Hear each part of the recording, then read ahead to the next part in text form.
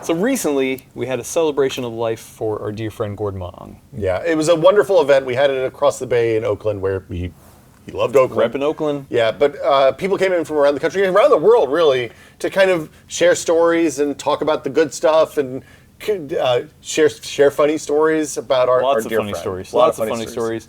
And we thought it would be important to kind of showcase a lot of the PC history that he was a part of over those decades of his career. Yeah. So we worked hard to set up a museum. Adam pulled together a ton of hardware from across the entire range, starting in the early days of Maximum PC and Boot, all the way through to stuff that was buried away in storage downstairs here at the PC World offices. Exactly. And it's a really fun spread of hardware. So I think let's show them through the whole thing. Yeah. So it all starts at the beginning with magazines. Obviously, Gordon started his career covering the PC at the magazines. What you might not know is he actually started at PC World. He was an intern 100 years ago. Yeah, so this is the August 1993 issue of PC World. He was only an intern for, it seems to be a couple of months, until he went to his next gig, which we'll talk about in a second. But at the time, one of the editors was Melissa Riofrio, who was actually the managing editor for PC World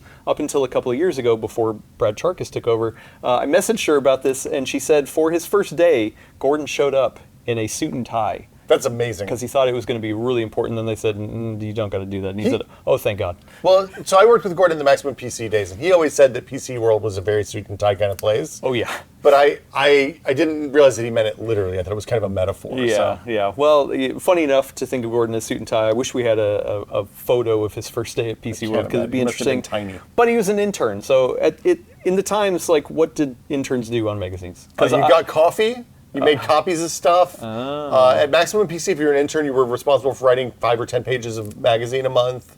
You learned the whole business. The whole point of being an intern in a magazine days was that you learned what it was like to actually work in a journalism job in an actual environment, be edited, and all the stuff that you need to know to be a magazine editor. Yeah, so I didn't dig too deep through these issues that he was here for, but I actually didn't see his bylines on anything. One of the issues, he actually had a little earmark on what I think is maybe something he contributed to, but it's hard to nail down exactly what he did in those issues. Well, but, yeah. A lot of the stuff you'd have interns do is like front of book stuff, so the little articles at the front of the book, like news stories and things like that, and often, especially in this era of magazines, you wouldn't byline those articles. Okay, so. all right.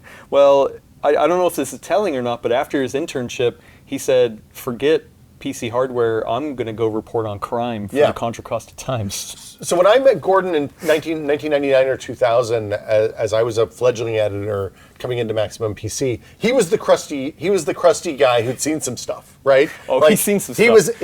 I never saw him smoke a cigar, but it wouldn't have been surprising to see Gordon sitting at it. He always had a big desk, and he always had a bunch of crap piled up on it. And if he had been sitting back there chewing an unlit stogie and yelling about those kids, it wouldn't have surprised me, even when he was like 27 years old. Yeah, and I think a lot of that came from his crime reporting. And actually, he used to tell us stories of where our office is right now in San Francisco. It was scary here. It was scary in this area. He would come down here, report on crimes and all that stuff. But then... He has a Rolodex. We don't have it out here, but he has a Rolodex with like all the coroners and morgues and all that stuff from the entire Bay Area region. Because he was the guy that would listen to the police scanner and then go out and be like, hey, Sarge, what's going on at this scene? And those are the stories he tell. Anyway. And I do think he genuinely loved it. Like, he loved reporting. That was where he really dug his teeth into it. And it sounds like from past employees that he worked with that like he was well respected even then, even though it was a number of years that he worked there. And he learned how to ask questions that are difficult, and he learned how to find people that maybe didn't want to be found, which actually ended up being really important later on at Maximum PC and Boot when he was doing the Watchdog column. Yeah, well, so we don't know exactly who got Gordon to switch back to covering computers, but obviously he always had a love for computers. So he didn't like working nights, just to be clear, is what he always told me. So when a job came up at Boot Magazine, he reached out to people he knew, he applied for it. Yeah, and this happens to be the very first issue of Boot Magazine that Gordon was involved in. This is the May '98 issue of Boot Magazine. So it's Boot 21, because they numbered them sequentially. But you weren't here at this point. This was before me. Yeah.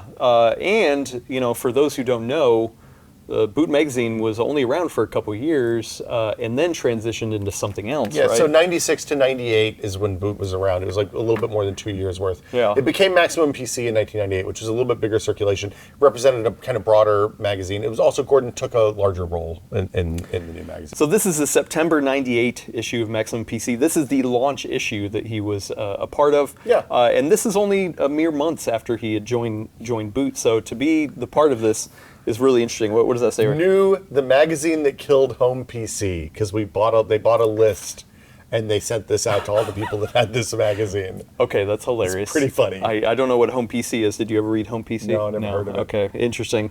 Who knows? But yeah, he helped launch the magazine with a lot of other staffers. So we have a little photo here. This is from around the same I time would guess period. it was like late 99, early 2000s. Probably, Yeah. judging by who's here. So just so you know, this is John Phillips. He was actually the global editorial director here at our company still. He's one of the people who brought Gordon over to PC World, and we'll talk about that a little bit later. Josh Norm has actually wrote for PC World and Maximum PC a number of times. Multiple tours at Maximum PC. Yeah. So there, it was a crew. But what was Yeah. it like to write for a magazine, Will? So I came in February of 2000. I started doing freelance contribs for the Maximum PC team, and I came out to San Francisco because they wanted me to move out here and work at the magazine. That's when I met. I'd met Gordon at events and stuff like that before, but that was when I got to spend time. And as somebody who had been around people who were kind of nerdy, but not like the same kind of nerds as I was, it was incredible to sit in a room with 10 people who cared about video cards and games. And like when the day I happened to be there, the EA brought the Sims by, so they handed out everybody copies of Sims, and we were all sitting around playing the Sims and like talking about how the game was running, but also like doing weird things like walling in the Sims to see how long it took them to die of sadness or having to pee too much.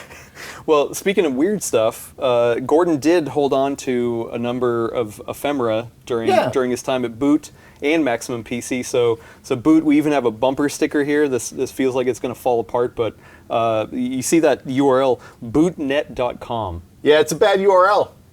Yeah. Because you think it should be boot.net or boot.com. Both of those were really expensive, so they got bootnet.com. It's the best of both worlds. Gordon had a number of these Boot Pure PC Power shirts. He loved these shirts. You're actually wearing one right now. They had a bunch of these because they printed a bunch of T-shirts before they changed the name of the magazine, and they hadn't given them all away yet. Whoops. And it also had something written on the butt, which is... Like your boot? Does this one have the butt? It does. The butt writing? Okay. No, you're just showing people you're bare behind.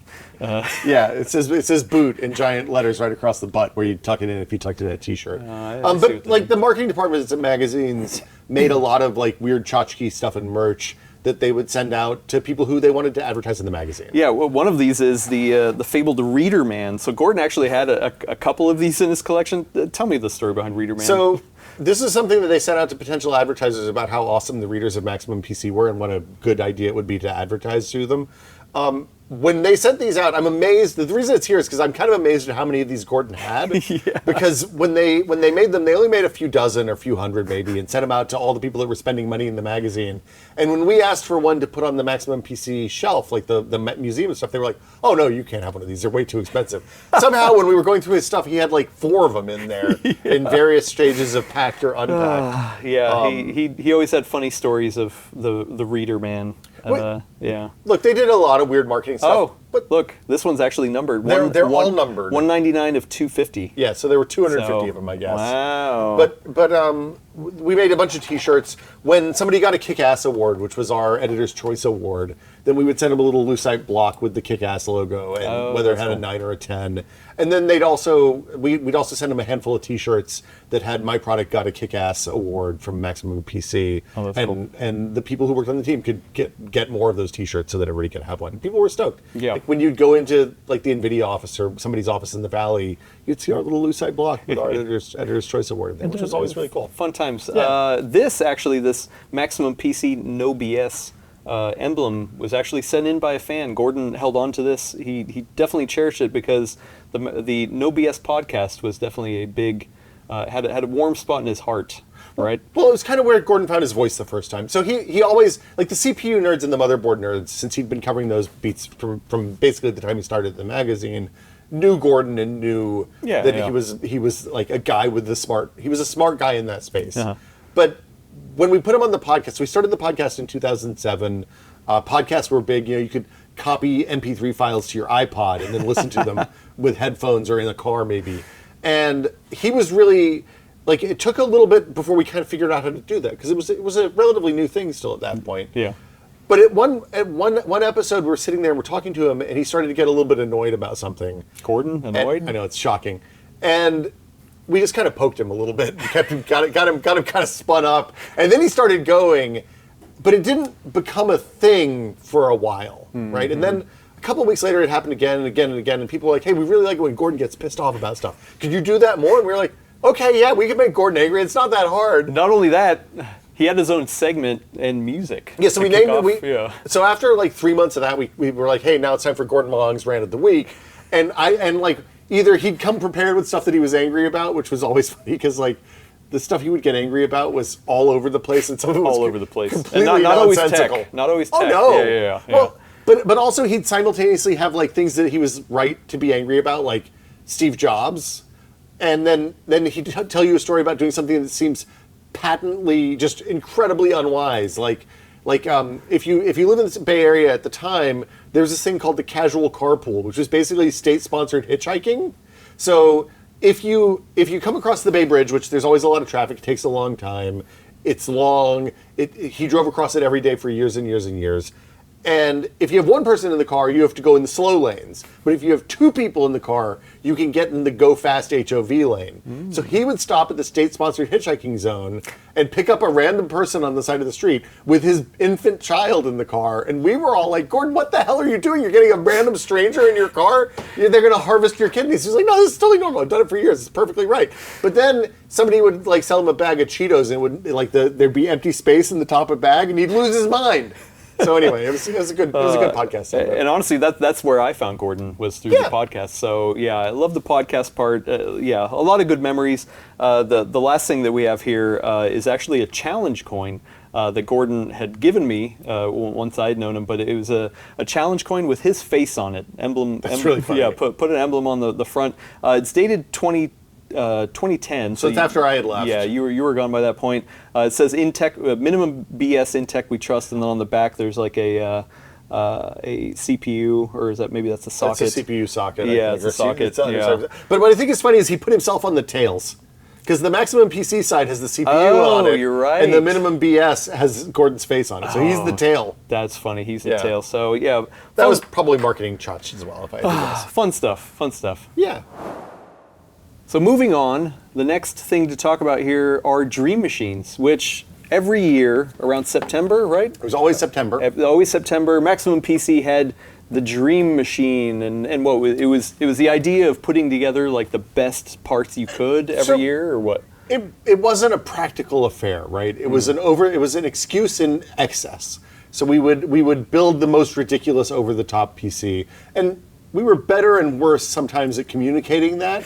And then some years we also would do like a budget Dream Machine or God, we had a name for it. I don't even remember what it was now. But we'd do like a $1,000 machine or $1,500 machine as well. Nice. Well, Gordon always had a lot of stories. It sounded like putting together Dream Machines took a lot of time, and as much as Gordon loved doing these, and I think a lot of people would like get these issues specifically to check out the Dream Machines, he also had a lot of stories on how much of a pain in the butt they were. Well, the Dream Machine was a team effort in that everybody worked together to get the very best hardware that they could in for the machine. And we would work with vendors and get early release stuff that wasn't available to the public. Sometimes some weird one-off stuff in terms of cases and things like that. Or stuff that barely ran, right? Almost always stuff that barely ran. Gordon was the traffic cop in charge of the whole thing. So Gordon, at the end of the day, when the rubber met the road and we had to actually have a machine that would boot long enough to run a handful of benchmarks and get pictures taken of it, that was Gordon's problem. So, at 2 o'clock in the morning when we had a CTO from ATI in the lab helping us troubleshoot a pre-release video card, or when the SSDs that we bought wouldn't work with the slots that we had in the motherboard we'd chosen, whatever, Gordon was the one who had to figure it out. And as often was the case with Gordon, he liked to complain about it even as he was loving it. And this was, just to be clear, it wasn't like, most magazine features would be like a 3 or 4 week loop from when you kind of started working on it to when you published it and it went out in the final version of the magazine. Dream Machine, usually he'd start working on it at least 3 or 4 months early. So he would meet with Intel and AMD and NVIDIA and ATI and all the different vendors that we would talk to see what they were going to have available in the right time frame, if people were excited about getting something pre-release.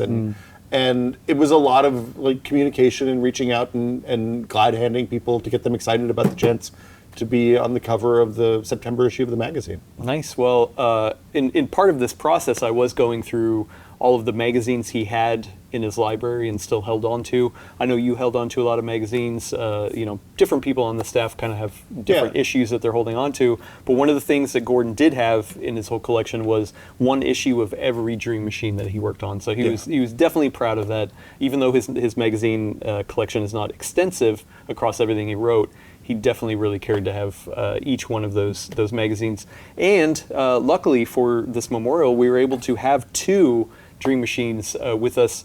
To tell you the truth, as I was trying to track this stuff down, it's hard to know where all these Dream Machines went. Well, so where did they usually go? So often, if they were just off-the-shelf parts, because before we started doing custom paint jobs and stuff like that, the case would just go back in the case pile in the lab on the rack, and it would get used for other projects, right? When we started doing the custom paint jobs, then it became we obviously aren't going to reuse this Dream Machine case for something else. True. We often would dig them out a few months later, and we'd take it back behind the local combo bell and put it up on some cinder blocks and make a joke about how it's no longer any good, and then people would write angry letters into us. But often, when somebody would leave the magazine, or if somebody wanted a case and wanted to take something fancy, then somebody like John took this Dream Machine case because it was his concept. Like, he drove this concept and was excited about it. Yeah, so the concept behind this was John Phillips is big into cars, so it kind of looks like a classic BMW. Yeah, right? It's a 60s era, 70s, early 70s BMW, I think, that had a specific paint job. And you can see it has the decal on the front is applied backwards, so it looks right when you're looking at it in your rear view. Oh, yeah, okay. So if you're racing, you look in your rear view mirror. Yeah, you want to see it in the rear view. Yeah, but if it's that fast, shouldn't it always be in front of you? This is the argument we literally had when we were talking to John about whether the paint people should put the thing on. So both of these cases were painted by a company called Smooth Creations, which was up in the Northwest, and they did unbelievable paint jobs on aluminum cases back in the day. Yeah, so this is a classic Cooler Master case, Yeah, right? this is one of the early Cooler Master aluminum cases. I think this is the first one that had a panel door on the front. Ooh. Prior to that, they were just 5 1/4 inch drive bays, old school. And then this one is an early Silverstone. Was one of the first Silverstone designs that they released. Yeah, well, this one's empty. There's no guts in here, so there's not really much to look at. This one has guts, but they're not period appropriate. This is my old Athlon XP system. Yeah. Like, everybody who loved this case, people were excited about getting this case. Gordon was like, John, you should take this as your thing. Nobody wanted this one, so I got to take it. Well, nobody, but this is cool because this one had something special. It had a screen in here. Yeah, the dual screen displays in 2004 dual screen systems were getting exciting. It wasn't a touchscreen, right? I don't think that was a touchscreen. Yeah. I can't remember. Actually, it might have been. It has a weird controller on it. We had this idea that we were going to do a touchscreen for it, and then we couldn't figure out what we wanted to do with the touchscreen, so it was a little bit of an exercise in futility. Oh. But that was kind of how the Dream Machine often worked out. And I will say, it was nice to have a BIOS screen on the computer that just worked anytime, whether you actually, had a monitor hooked up to it or not. Yeah, so Josh Norm, who also worked at Maximum PC, was able to share some photos of behind the scenes of building this machine. You get to see a young Will Smith. Yep. In some of the photos, he's not wearing shoes. Maybe something that happens. We'll blur those out. Blur out the feet. Yeah. No wiki feet, please. But yeah, you can see that everyone was kind of sitting around, just kind of working on the system, getting it up and running, and getting ready for the magazine. But yeah, it was an environment where people were always noodling with something, and everybody was always working. Everybody that worked on the magazine did a lot of writing for the magazine. But there was also a lot of time. We built in time so that you could noodle with stuff, so you could figure out what you wanted to do for future episodes and stuff like that, or future issues.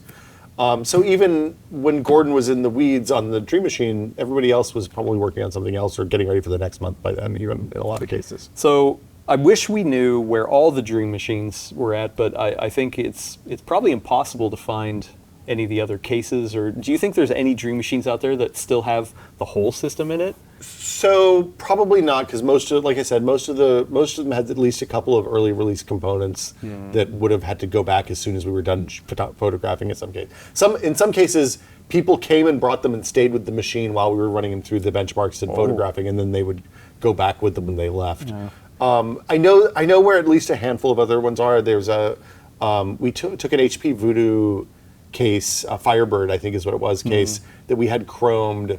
And that is in Houston, Texas, if I recall right. And then there's a couple that I don't know where they are. So Interesting. Yeah. it was a lot of fun. It was always Cool a fun stuff. project. I think, like, going back and looking at the reaction from the audience teams, when you search for like Dream Machine 2004 now, you just find a thread on Nantec or Tom's Hardware or Hard OCP where people are like, "This is a stupid computer. Why would anybody build a $12,000 computer?" And the point was, we built it because we could, right? We knew it was stupid. We knew it was over the top and ridiculous, and in many cases a complete waste of money. But we wanted to see what you could get out of it, and the idea was to maybe get a glimpse a little bit in the future of what like a multi-core CPU looks like when you're putting a dual CPU motherboard in a machine in 2004, 2005. It's peak Maximum PC. For sure. So one of the things in journalism is usually people have a beat, and that's assigned beats. Yeah. So at Maximum PC, what was Gordon's beat? So we all did a bunch of stuff for Maximum PC because it was a relatively small staff. But Gordon typically did CPUs and motherboards, like we talked about before. Occasionally, he would pick up other stuff like hard drives or whatever. But the big one for him was full built systems, whole systems built by specialist vendors, or sometimes Dell in a lot of cases, Dell, HP, Gateway, whatever, shipped in, and he would review them and kind of see how they were doing in the system building. This is like the super team, right? Like this is a Falcon Northwest, this is a Voodoo post HP acquisition, but a Voodoo nonetheless, and this is an Alienware post Dell acquisition. And these, for a long time, were the big three, right? Well, and occasionally, Gordon would even, do a ultimate hardware showdown. This is, once again, the big three, going through their different systems and kind of grading each one of them. So Gordon really got into full systems, right? Yeah, he had a separate benchmark suite that was just for full system builds, right? And the idea would be to test a little bit of like hard drive performance, CPU performance, graphics performance, and then have an overall system score that kind of gave you a good representation of where the hardware choices that the folks that made these systems ended up. And then you'd also look at things like build quality and like, this Falcon machine has an incredible paint job. Well, once again, by Smooth Creations. I think it's a Smooth Creations paint job as well. It doesn't have their logo on it. Well, it also has the Maximum PC logo on it on the inside. That's a sticker, though. Oh, okay. Yeah. Well, not Smooth Creations. But this is a good example of a Mach 5 system that Falcon Northwest was kind of known for in those early days, for sure. So this is kind of early stage. Let's see, we have the issue that goes with this. Is like 2005 or 2002. 2002. October 2002 This is the actual one here on the actual cover right now. So yeah, this is kind of like what people are, I would say associate with early days of gaming PCs. Like, right? yeah, this is at the beginning of the time when your case wasn't beige, right? Prior to this, you'd have a big Chain-Tech case, or you'd have a big CyberPower case, something like that.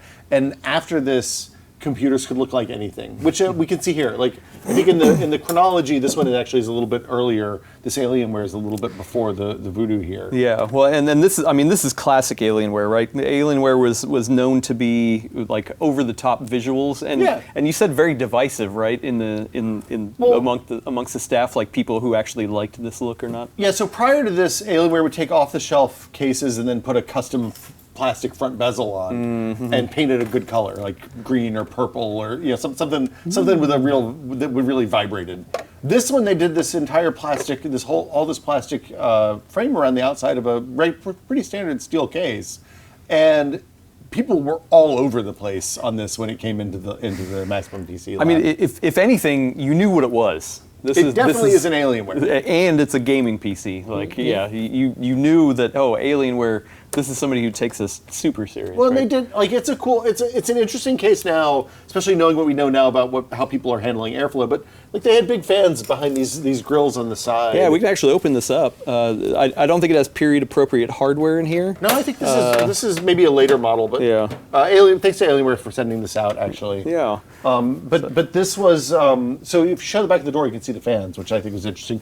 But it's just a normal steel case inside. In a little bit of a cage, and what is this? this system? So that's a zero. It's a point contact thing for fan and light control that goes to this board here on the inside of the case, and it's really well engineered. It's a really neat machine, but it was kind of hard to work in because of all the plastic stuff around the outside, and like people really were up and down about the aesthetics of the case. It was, like I said, very divisive. Well, and something else that was very divisive was this HP Firebird. So we actually got a chance to interview Raoul years later. I'm going to link to it here on the PC World channel. But this is actually from Gordon's personal collection. He went out and bought one of these because he loved eBay? it. Yeah, he loved it so much. So because it was such a radical, weird design for a desktop, there's actually a little bit of a latch here that you push up, and it opens up into mostly mobile hardware at the time. But it had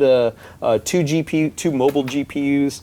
Kind of just an interesting design layout, but he did like this whole kind of unique setup, and you can hear more about it in his interview with Raoul. So he usually was pretty anti-proprietary stuff in his system reviews. So like when Dell would run motherboards that didn't have a proper ATX 20-pin power connector, he would get pretty upset about that. Rightly so, because it means that you had to get your replacement parts from Dell and couldn't just go down to your local screwdriver shop. This era of Voodoo, the post-HP acquisition era of Voodoo, they did a series of cases that were like this that had these kind of cantilevered floating case designs. The first one was the Firebird, which is a big, beefier, full desktop PC that he liked so much he let us build the Dream Machine in I think 2008. Oh, interesting. So we took one of those and it stripped down all the metal and had it chromed so that it was just it shipped black, like a nice matte, tasteful matte black. But it looked a little, like divorced dad vibes there. So we took it and made it classier and had it chromed up, and that one is an absolute beaut. It's one of my all-time favorites that we ever did. But this is a really, really cool case design, and Gordon always liked their aesthetics. Voodoo was one of the companies that was really early on case wiring management that was good. Yeah, well, and I mean, to speak of these big three again, obviously these companies are still around, Alienware, HP, and who owns now Voodoo. And then Falcon Northwest still makes awesome systems. But early in those days, I mean, like, those were kind of the big three, and those were the ones that people looked towards, right? Like to huge system builds that you could like aspire to buying. So yeah, I mean they were always Falcon and Alienware and Voodoo were always like the premium system builds, and then other people came on later, right? So we saw, I think as early as 2001, we did our first roundup with the Falcon, Alienware, and Voodoo. And then shortly after that, we saw folks like Main Gear and Puget and a bunch of other places. Like there's a bazillion of people that make them. Origin eventually came on. And not to mention, this is not these systems specifically, but you and Gordon hauled a couple of pre-built systems over to a show called Computer Chronicles, right? Yeah, so Computer Chronicles, for folks who don't know, was a show that aired on PBS for like 25 years, a really long time, I didn't know that. Starting in the 80s and going forward. And it was kind of the TV chronicle of what was happening in Silicon Valley at the time. I don't think either Gordon or I realized that it was like this. Like we just got the call from the marketing department that was like, hey, the Computer Chronicles people want you to bring a gaming PC down and talk about playing games on PCs. It's very much not a games on PCs kind of site, Right? show. Yeah. It was like nerds in Dockers and like button-down shirts with your company logo on them, talking about how revolutionary their spreadsheet was. So Gordon and I rolled in with like collared shirts on one Saturday morning at like 6 o'clock in the morning. Yeah. And the predecessor to this Alienware. And talked about how fast Quake 3 ran on this computer. And Stuart Chaffee, who's the host of the show, was totally game and went on when it was stoked, was really kind and nice to stoked to have us there. But he was very clearly like, what are these clowns doing with our why are we talking about video games? This is not a show for children. Yeah, those damn gaming children. Yeah. Also, how often do you get somebody tweeting you or whatever, like that little film clip? So there's a couple of YouTube channels that just stream Computer Chronicles, or like you can watch it like an old TV channel. But yeah, I often get, hey, is this you? Because Yeah. I was like 27 years old. I think your beard hair was on Gordon's head. Yeah, at the Gordon time, still had a so, lot of yeah. head hair. So over the years, his head hair transitioned to your beard. And I think that was the first time either of us did any kind of TV or video stuff. Oh, which is really? Funny. Yeah. Wow, okay. Because like after that, I did a couple of CNN things, and Gordon popped up here and there. but that was the first time either of us had been on TV in any appreciable way. Which was fun. You guys look real serious. It was. I'm going to go tell you, Computer Chronicles is a serious show for serious people. So to the normal person, this might look like a pile of junk. Yeah. But, what was it to Gordon? This is what he liked to think of as his testing area. Yeah, and this is pretty clean. Yeah, not only is it pretty clean, we can't accurately represent what his testing area looks like. Not to mention, this is just partial of a table.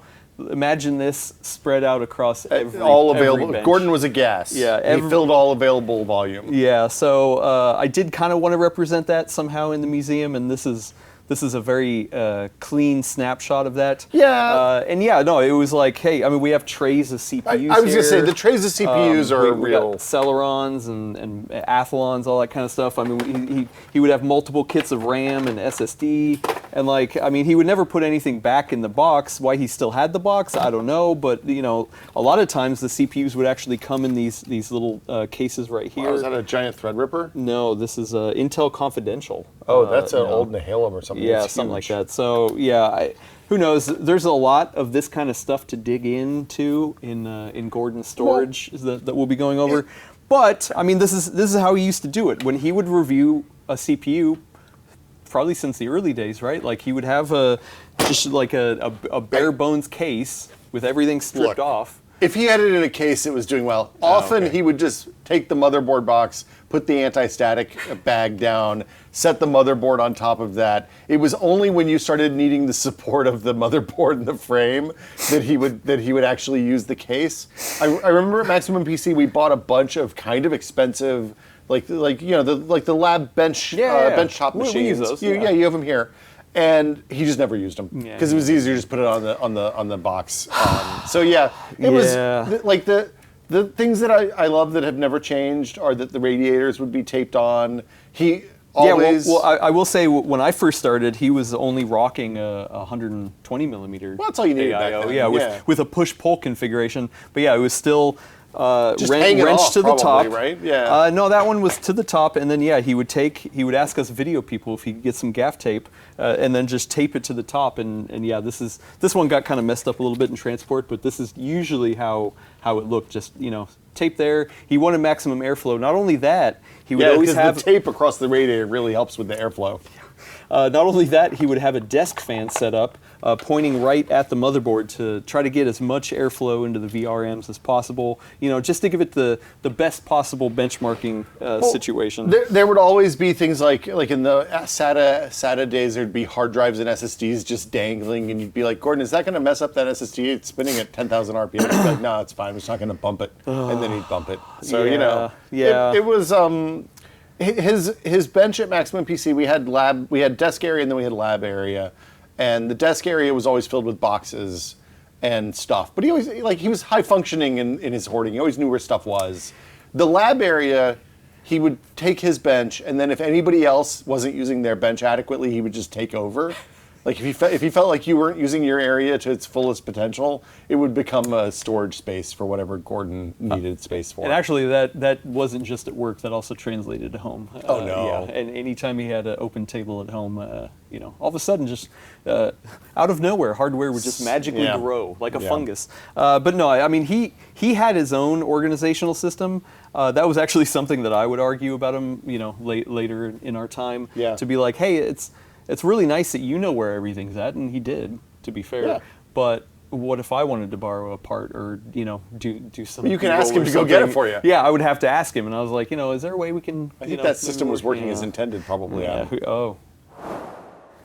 So in January 2015, which actually would have been probably the end of 2014 because the magazine happens a few months in advance. Yeah. Gordon wrote in the last issue, or his last issue of Maximum PC. At this point, he was the editor-in-chief. Yeah. So he worked up his way through the ranks.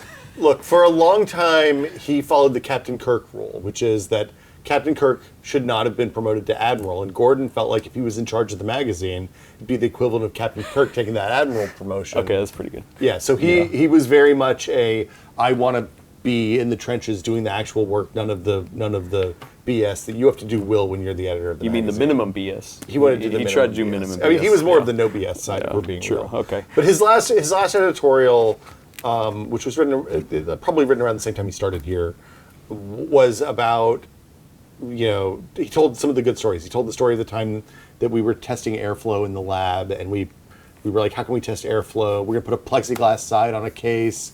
And Gordon's like, we were like, hey, we can use a smoke machine maybe. And Gordon's like, oh, I have a smoke machine, don't worry. Of course he So does. of course he did. So he brought the smoke machine in from home, and we rigged up like a cardboard funnel that went to the one intake on a PC at that time. And as we're setting this all up, I looked and was like, hey, there's smoke detectors. You think that'll set off the smoke alarm? And he was like, probably not. I'll ask facilities. Like, no, don't ask anybody. So he went and asked facilities. Didn't tell anybody he asked facilities. Facilities said, no, under no circumstances should you use the smoke machine. I'm surprised he in asked, the lab. to be fair. Look, he shouldn't have asked. It was a mistake. This is a forgiveness, not permission situation. So anyway, he asked the smoke detector. The smoke alarm absolutely was set off by the smoke machine. The fire department came. They evacuated the entire building. It was our lab looked like a Cheech and Chong set. There was so much smoke in there. It was like pouring out from under the door. And the facilities person just gave us the worst stink eye you've ever seen. Because she was like, I know what you did. You told me you were going to do it. I told you not to do it, and then you did it anyway. I was like, man, I've only worked here for like 6 weeks. I don't want to get fired and have to move back to Tennessee. So anyway. It's a good, it's Yeah. hard. He summed up 16 years at the magazine. Yeah, in one short column. it's a really nice sick. little send off, but a lot of those of you who know or maybe not, a lot of people had actually made the move from Maximum PC to PC World. Yeah. So John Phillips, like I said, is now our global editor in chief or Editorial director or Editorial something, director. yeah. Thank you. He I believe he was the first one to come over, and he ended up pulling a lot of people, a lot of the staff. Yeah, Catherine he was- Stevenson, Mike Brown, Elena Yee, Gordon, obviously. Josh so- Norm's been here at different times. Yeah. Florence Ion. You had a bunch of folks. Yeah, so, and by that time, PC World was not printing magazines anymore. I don't remember exactly when PC World stopped printing. We can actually pull it right off the shelf, but I believe it was around 2012, if I had to guess. Looks like it was August of 2013. 2013 was the last time that PC World printed. And yeah, so at that point, I mean, Gordon was going to be exclusively writing for the web. I actually don't remember what he thought of never writing in magazines again. But he probably missed it in some parts, but also probably didn't miss it in other ways. I mean, the thing about writing for magazines was you had more time to kind of let stuff sit and think about it because it wasn't a daily refresh cycle on the site. So and also we had budget for things like art for covers and internal feature spreads and stuff like that. So we would do ridiculous photo shoots sometimes, and like one time we did a privacy bit about how to anonymize yourself, and the joke was, well, what if you wear a mask while you're typing on the keyboard and you use a rubber chicken instead of using your fingers on the keyboard? Just goofy stuff, right? Because we were trying to give make somebody be surprised and delighted and entertained by something that they gave us $10 for. So when Gordon moved over to PC World, I mean, we knew that he was a big deal, of course, and wanted to have kind of his own stuff to really lay into and have time to digest on. Mm-hmm. And one of those things was a series called Hardcore Hardware. Yeah. It was a video series. It kind of fluctuated how often it came out, but usually it was around monthly. But yeah, like Gordon would get some sort of crazy hardware in, and he would test it, and then he would write up a script, and he was able to take some time to really dig into the meat of it and like kind of take that over the top energy of being ranty on the No BS podcast and put that into his own Into a video review, series. into a kind of a critical evaluation of hardware. Yeah, and just like his rants on the podcast, it wasn't always just PC hardware. We did one time of a folding bike, a Brompton folding bike, which he really loved. Okay. Yeah. What about the Apple tablet? The tablet made by Apple. Yeah, that's all you need to know. Yeah. He broke 4 NDAs that day. That is just crazy. That's a lot of NDAs. Yeah. Anyway, it did afford him to do some other really cool projects, like this right here.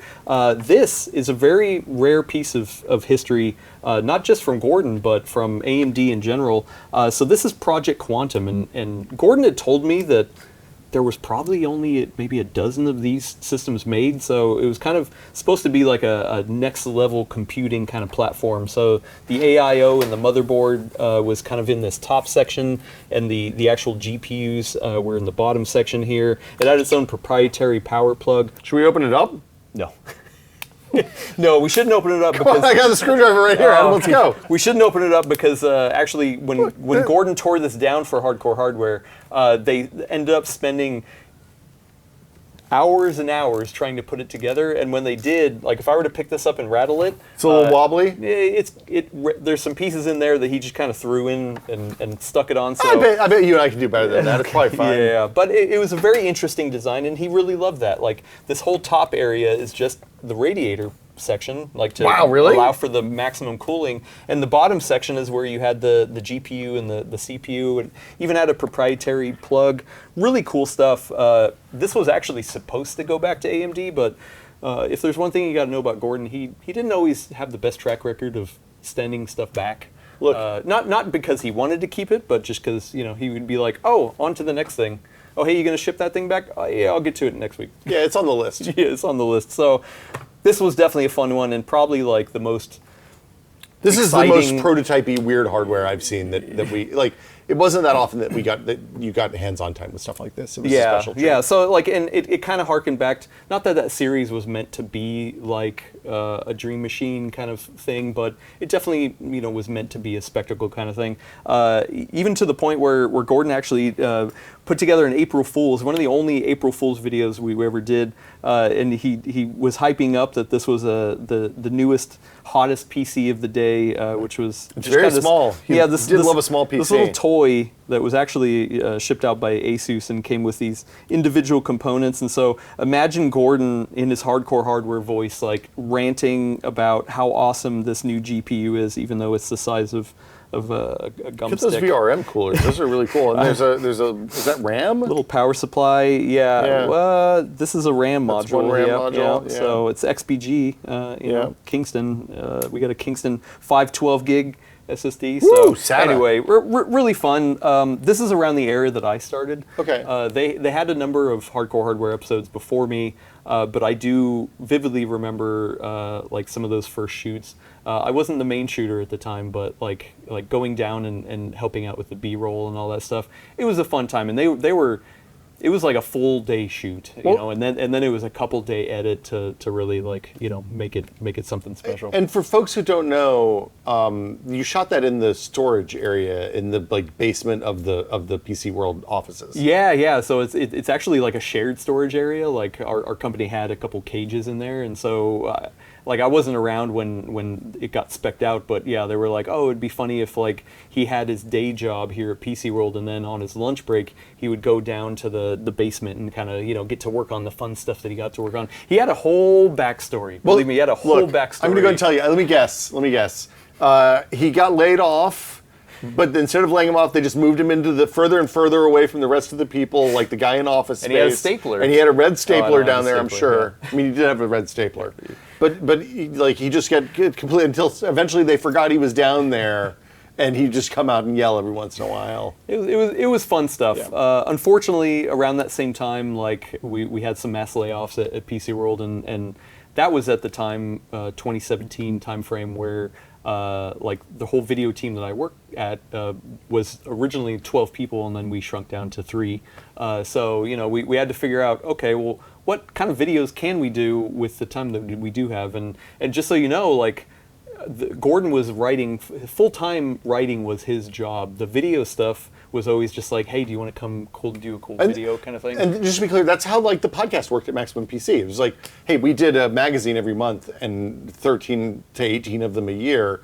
And if you could find some time in there to squeeze in a 30-minute or hour-long episode of the No BS podcast, that was great. But if you couldn't, that was also fine too. Yeah.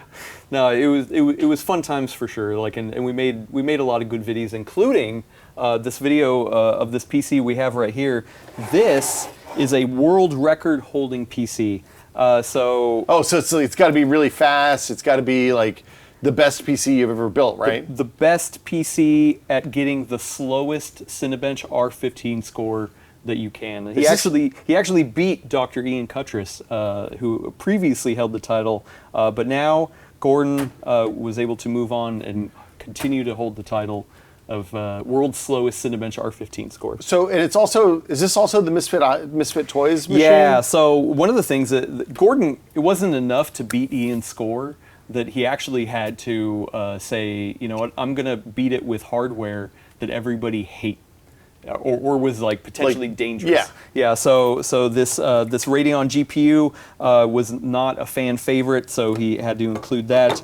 This riser cable is actually from that original run of the NZXT H1 that Steve lit on fire. Oh. So this is a fire hazard. I wasn't able to find the power supply he used, but it was a gigabyte power supply that Steve would go Steve on at to. Gamers Nexus. Steve at just to be Gamers clear. Nexus would go on to say that it was a fire hazard It's as well. a BTX motherboard. This Also, is the thing it's you a buried the lead on. A BTX motherboard, which he loved. He loved BTX. So he called it the island or the PC Yeah. build of misfit parts or Yeah. something like that. I can't remember exactly, but like he went out and got the score with his two middle fingers thrown up. Well, but the other thing it's worth mentioning, he did a lot of research to find what actually the slowest CPU and video card you could find that Cinebench R15 would actually run on, because it had some specific requirements in terms of like CPU instructions and stuff like that. And he put a kind of incredible amount of effort into taking this score from Ian. So yeah, and honestly, like a lot of those videos at the time, I mean, we did obviously a lot of product coverage at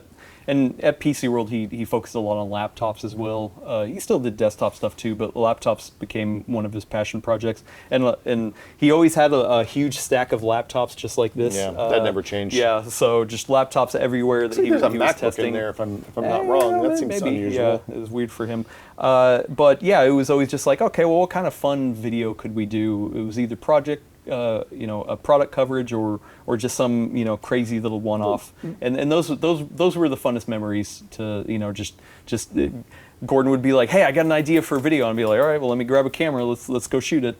Yeah, well, and like you around that time you started doing builds and stuff more often, which was Live builds, which were really fun, super fun. Like I loved one of the things that I don't remember that he came up with this, but at Maximum PC we always wanted to show the warts, right? We wanted to show the Yes. mistakes, and the temptation is to when you're in this place where you're telling people, what's going on in the world, how to do stuff, how to build PCs, you want to act like you're the be all end all and you know everything, you don't make mistakes. But the point of building PCs is that everybody's put the things together and powered it up and hit the button and then nothing happens. Oh yeah, And everybody's experienced that. yeah, it literally happens to everyone, whether you built one PC, no PCs, or thousands of PCs.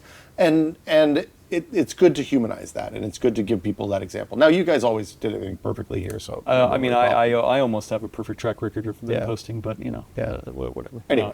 Anyway, one of the things that you also knew about Gordon was that he loved ATX. Right? Oh, yeah. ATX was His favorite. He was like, you know what? I'm glad it's lasted this long. I Yeah. hope it lasts another 25 years. Yeah. So ATX,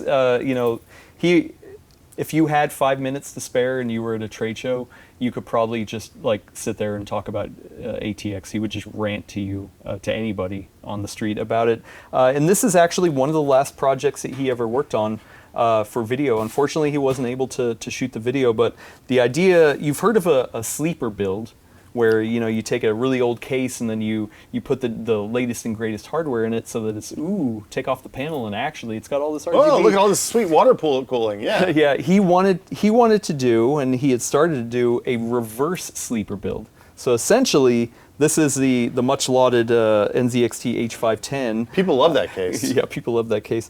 But he actually took old parts, like 20 years it's prior, and was still able to mount them. Just to be clear, that's a motherboard with no onboard network, no onboard sound. It has, looks like 4 PCI slots, an AGP slot, and 3 ISA slots. Yeah, well, and he had a period appropriate power supply with the mustard cables as well. So yeah. I mean, his whole idea was to show the absurdity of the fact that ATX has been around for so long. Is it a Socket 7 motherboard? I think it is. I actually don't. I don't know. It's an ALI chipset, which means it would be like an AMD Pre-athlon, probably. That's a trip. That's a really old motherboard. So yeah, all the way up into the end. Yes, he did love to cover the latest and greatest, coming out, but he still had passion projects like this that was fun to really dig into. And yeah, I wish he would have finished this one. Maybe we'll finish this in his honor a little bit later and showcase a reverse sleeper build. But I kind of like that idea. It's very Gordon, right? It is extreme. Like, anytime Gordon came at you with, "Oh, I have an idea for something," it was always going to be either really, really stupid or really, really good, or probably both at the same time. Yeah. So to end the journey, we're going to stop here at the Shrine of the Full Nerd. This doesn't fully fit in our sequence that we had here, but I think this is kind of one of the last major things to talk about in Gordon's history, because it was near and dear to his heart. And I'll say partially because of the fact that this is the one and only brand that he created himself. Yeah, he was proud. He was really proud of the work of the Full Nerd. I talked to him about it at different times over the years, and he would sometimes hit me with a, "Hey, what do you do about YouTube on this?" Or sometimes it was like, we talk shop, right? Yeah, and we were just figuring it out together. So it started in around 2016, mid 2016, as almost kind of a skunkworks project, because PC World didn't have any podcasts at that time, and Gordon, really wanted to get a podcast going, express his opinions. Also, he wanted specifically to talk about things in a way that wasn't just pigeonholing him into the old Maximum PC rant days. He wanted to show kind of just a little bit more of his more normal, natural, chill side as well. And be kind of the main person reporting the news, because it was his baby. This is what he loved talking about. Well, and the thing that I always loved about podcasts, and Gordon loved about podcasts, is that we've all been lucky that we work in an environment where we can come in and talk shop about computer stuff that we're excited about. Most people don't have that, and just by virtue of doing the podcast the way that he did at Full Nerd and we did at Maximum PC before, is you're listening to this podcast and you feel like you're in a room with a bunch of nerds that are talking about the thing that you're excited about, and that's a lovely feeling. It's a good thing to share, and I know he always got a kick out of that. Yeah, and I mean, unlike a lot of other things, Gordon, he really kept to this.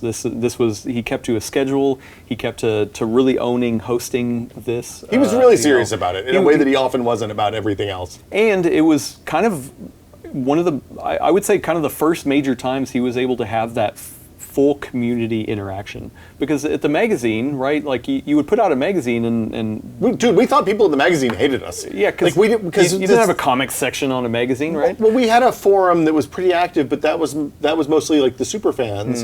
And then when we'd go out and see feedback from other places, where there was like forums on other sites or comments on other sites, it was often negative. And then the only letters, like, it's a truism, but when you do this kind of work, the only people that write in are the people that are angry about something. So like, it was, I know when he came over here and started doing Full Nerd and interacting with the YouTube chat on the reg, he was like, I didn't realize that people liked what we did. And it's a weird feeling, right? Like, we knew that the industry folks respected the work that we were doing and all that, but it was really good for him to get that kind of positive feedback from the community, because he often didn't get it in the magazine. Yeah, I mean, and he loves a lot of the community, and a lot of them have been with us for years. So thank you for that, and continue to going on. But one of the other things he loved was to be able to interview industry people. I mean, like we did our first live Full Nerd interview. I believe it was CES 2017 from the AMD booth with Roger Kadori. It was Navi or whatever it was at the time, but yeah, like he loved going live. He loved interviewing industry people, like having the guests on, and getting a chance to talk to people around the industry was like very much something that was important. Well, and Gordon was great at interviewing people because he understood. There's multiple levels of understanding when it comes to tech. There's like, hey, I know which one to buy, and there's, I know why this is the one I should buy, and then there's, I made this and I know why we made these choices. And Gordon lived somewhere between those last two, right? Yeah, like he didn't have the inside knowledge, but he was really good at evaluating the hardware and kind of making assumptions about how vendors ended up where they were. He was able to ask them really well-informed questions, and the people that made the hardware respected his opinion and respected him as an interviewer because of that. And it made the interviews really fun to watch, because Gordon would get answers out of people that no one else would ever get in their interviews. Yeah, so I'm glad, like, you know, kind of the final step of his journey was able to bring all this stuff together, right? You know, major projects, working with the community, working with the people in the industry, and kind of like, you know, I'm just happy that he has the physical media, you know, that we can look back on and see all the things he wrote, but then also the videos and the hours of podcasts that, you know, people can go back and listen to. And even though it's news and period of the time, you still got to see Gordon in his element and just doing what he loved. And he loved the PC, he loved the community, and it's just what he did. I've never known anybody who loved the PC as much as Gordon Mong. Yeah. So we will definitely continue to honor his legacy over here. This is, in my mind, kind of just the first iteration of the museum. Like, I have no plans to, like, you know, set up an actual museum or anything, but I do kind of want to get people in to talk about key parts of hardware in Gordon's history, because, like, those conversations, once again, were crucial to Gordon. He loved doing that. So, like, to be able to then now turn around and interview people about Gordon, I think is going to be fun. Well, and in a lot of ways, like, if you think he started in '96, right, in '97. Well, he started in '93 at PC World, and then took a few years off being the crime reporter. But like, that 1998 period was when the dawn of the modern PC happened. You know, Socket 7 was really popular. 3D accelerators were becoming a thing. We were starting to see integrated, like, when he started, he says this in his final editorial in Maximum PC, but when he started, you had a 2D card and a 3D card in your computer. You know, a 1 gigabyte hard drive was pretty big. And, like, the PC changed so much over the time that he covered it that it's a completely different, it's almost entirely unrecognizable, except everything's still in ATX cases. So Exactly. yeah, congratulations. Yeah, good job. High five to the PC.